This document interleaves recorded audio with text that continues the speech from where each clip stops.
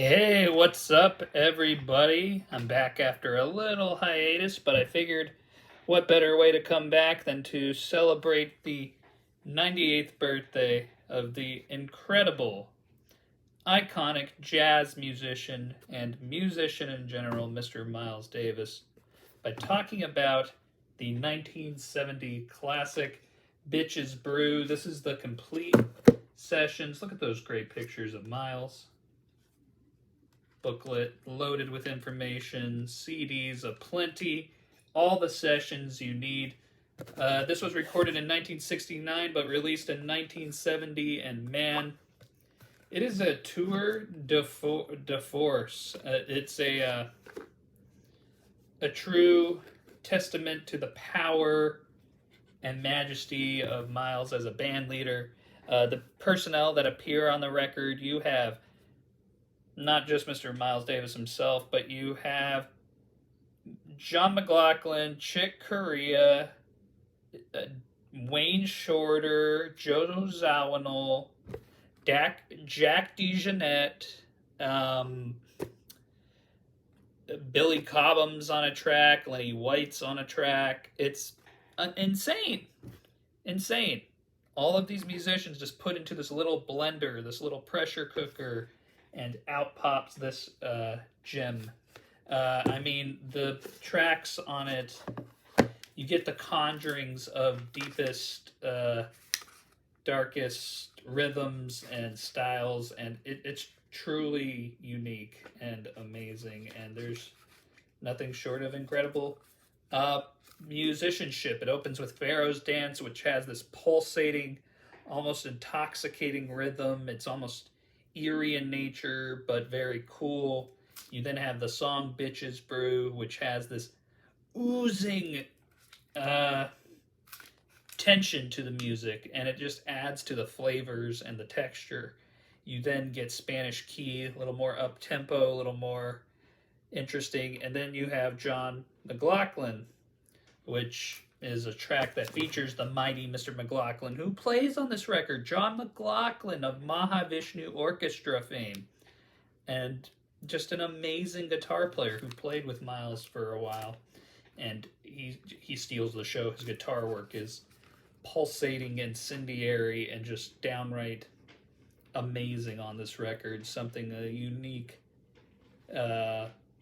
It's something that people would just love to hear. It's like if you needed somebody who sounded like Jimi Hendrix. He's close. I'm serious, people. He's that good. And then after that, you get Miles Runs the Voodoo Down. This is my favorite song on the record. It's got this quick, lightning fast rhythms. It's got this smoky, almost dense texture. You look at the original album art, and even though the box set doesn't have it, except this little sliver here, it's got alternate art, but it gives you the feel of the art, and the art gives you vibes of a sort of surrealistic Africa. It's this very odd, it's almost ambient in a way. It's very beautiful. You then get Sanctuary, which would be the final track on the regular album. Haunting, beautiful, calm, moving. But then you get other tracks from these sessions. Great Expectations, beautiful song written by Miles Davis and Joe Zawinul.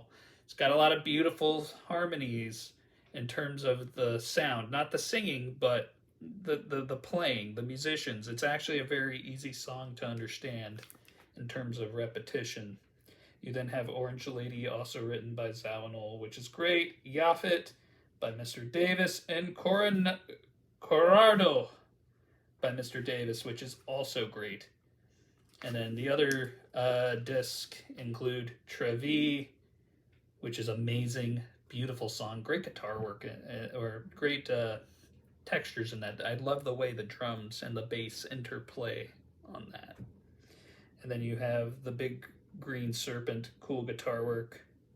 Two versions of Little Blue Frog, Lonely Fire, which is incredible.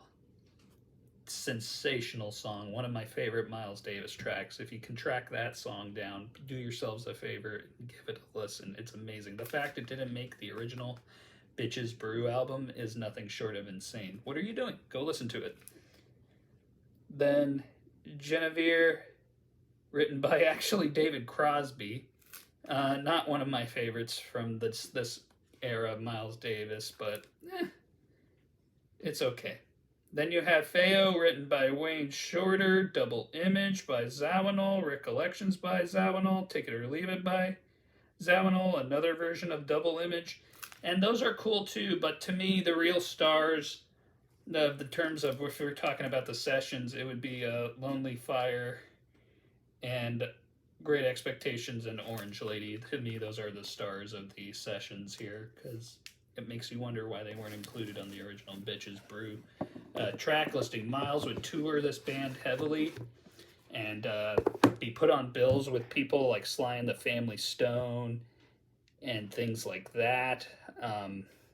And he would play in stadiums in front of like rock audiences. And this is, to me, the nexus point that leads into Jack Johnson later, which is, to me, where Miles's fusion identity kind of gets morphed and changed over time.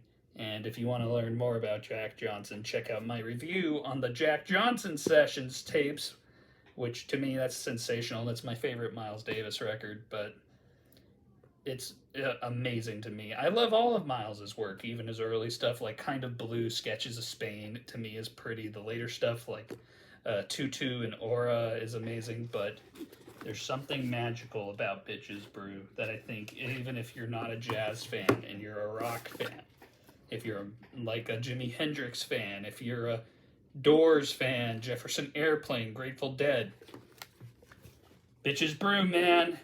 Plus, John McLaughlin, Wayne Shorter, Chick Corea, Jack DeJohnette, Billy Cobham, Lenny White. What are you doing? Go listen to this. Hope you all enjoyed the video. Please like, share, subscribe. What are some of your favorite Miles Davis records? Do you own this beautiful Sessions tape? Are there any Miles Davis recordings that you think are in need of a good Sessions tape if they find them? I would love to hear some Sessions work from the 80s stuff, but hey, that's just me. I like it all from Miles. Anyway, peace, love, happiness, and of course, happy birthday, Miles. Peace.